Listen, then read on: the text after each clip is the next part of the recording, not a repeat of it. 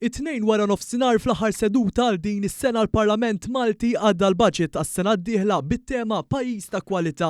Il-vot tal-budget ġie approvat bis-saħħa tal-Gvern dan hekk kif l-Oppożizzjoni Nazzjonalista ivvotat kontra budget li kellu enfasi speċjali fuq l-oqsma soċjali u miżuri li jtejbu l-livell tal-ħajja taċ-ċittadini u l-bżulija tal-ħaddiema Maltin u Għawġin. Budget li saħansitra ntlaqa mill-imsieħba soċjali ta' pajjiżna.